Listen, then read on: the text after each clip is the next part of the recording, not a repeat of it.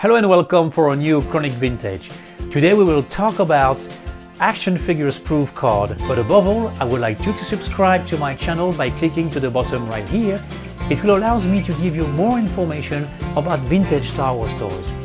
Action figures proof card used to be released by Kenner suppliers in charge of packaging concept and printing production for all Kenner toy line. Those cards used to be for checking, validate if everything is okay before mass production in parallel to action figures production. Let's go more deep now into this action figures proof card. In the 70s and 80s, several validation stages were needed before launching packaging mass production. These proof cards were one of the last points of quality control to make sure everything was at the right place. Color contrast, logo position, legal mention and name spelling were checked because once the proofs were validated and ready to print, there was no coming back.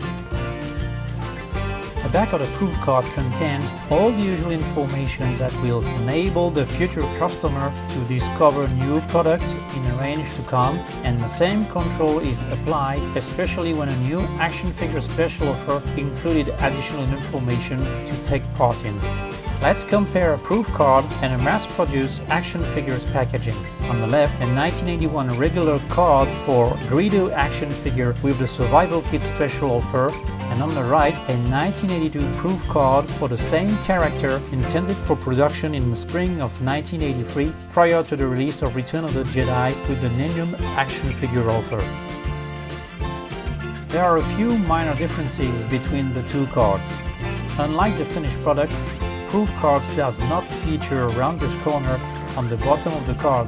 These are square, and the punch hole has a slightly different shape compared to the standard production card. The cardboard thickness is also different. This stage is used to validate the graphic packaging only. There is no need to get the exact thickness in order to save material. When we compare these proof cards with the finished product, this action figure, we realize that they are very close, and yet one detail won't have escaped your notice, as the title of the last episode of the original trilogy, since Revenge will become Return at the very last minute, forcing Kenner to change all packaging mock-up layout for a single word, which has cost the Cincinnati company the modest sum of $250,000 before mass production can begin.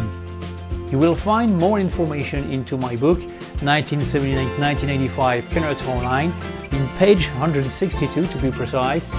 Here is a special chapter about the Revenge of the Jedi proof card, and I would like to thank in particular Steve Denny, as Steve is the guy who allows me to access to those absolutely wonderful piece of history. So once again, Steve, thank you so much for that.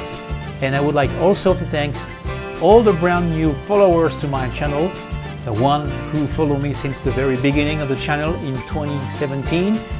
Once again, thank you so much guys to follow me in this journey through the Kenner toy line, and see you soon for a new Chronic Vintage.